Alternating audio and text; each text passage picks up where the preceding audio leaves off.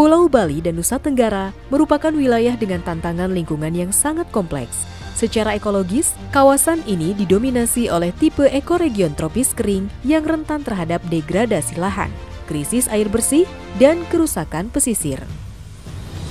Berdasarkan analisis spasial, tutupan hutan di Nusa Tenggara Timur tercatat hanya 36,09%, Nusa Tenggara Barat 43,91%, dan Bali 16,80% dari total daratannya.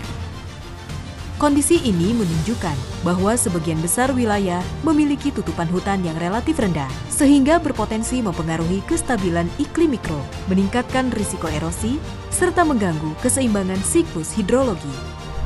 Pemerintah merespons kondisi ini dengan menetapkan program pemulihan kembali lahan kritis atau 13% dari luas kepulauan, penyediaan infrastruktur tampungan air, serta restorasi mangrove, padang lamun, dan terumbu karang di kawasan konservasi seperti Nusa Penida, Alor, dan Labuan Bajo.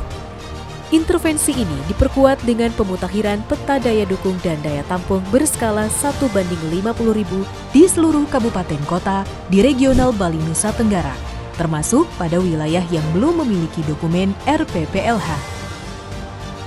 Dalam aspek daya dukung air dan pencemaran, wilayah ini menghadapi krisis serius. Di Denpasar dan Kupang, pemanfaatan air tanah telah melampaui batas aman, sehingga ditargetkan terjadi penurunan penggunaan air tanah sebesar 20% di zona kritis. Debit air di 19 das prioritas terus menurun. Sementara itu, kualitas udara di daerah wisata seperti Ubud dan Denpasar saat musim turis kerap melampaui standar WHO sebesar 15 mikrogram per meter kubik dan berisiko terhadap kesehatan masyarakat serta kenyamanan wisatawan. Sektor persampahan juga menjadi isu sentral. Bali menghasilkan 3.198 ton sampah per hari, NTB sekitar 1.715 ton, dan NTT sekitar 1.720 ton. Namun tingkat penanganan masih rendah, dengan estimasi bahwa hanya 57% sampah di Bali yang tertangani secara sistematis.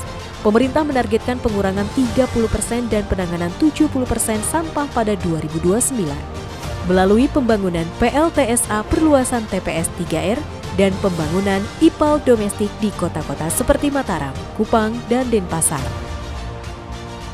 Terkait perencanaan lingkungan, semua provinsi di Bali Nusa Tenggara sudah memiliki KLHS RT/RW. Namun hanya beberapa kabupaten kota di Bali dan Nusa Tenggara memiliki KLHS RPJMD lengkap hingga 2023. Sebanyak 18 kabupaten kota belum memiliki dokumen RPPLH yang seharusnya menjadi dasar penyusunan rencana tata ruang wilayah dan perizinan. Untuk memperkuat tata kelola, ditargetkan pelibatan desa adat di Bali serta komunitas lokal di NTB dan NTT dalam sistem pemantauan dan pengelolaan sumber daya berbasis kearifan lokal. Indeks Kualitas Lingkungan Hidup atau IKLH menunjukkan masih adanya gap signifikan. Pemerintah menargetkan peningkatan IKLH pada 2029 sebagai indikator kunci keberhasilan program lingkungan. Media memainkan peranan penting dalam mengangkat isu lingkungan ini. Sejumlah investigasi media menyoroti konversi sempadan pantai seluas 135 hektar di Mandalika, serta krisis air di NTT. Sorotan ini menegaskan bahwa pembangunan harus diselaraskan dengan perlindungan lingkungan dan kearifan lokal. Tanpa pengendalian yang kuat, tekanan terhadap lingkungan Bali dan Nusa Tenggara akan semakin meningkat, mengancam ketahanan ekologis kawasan kepulauan ini.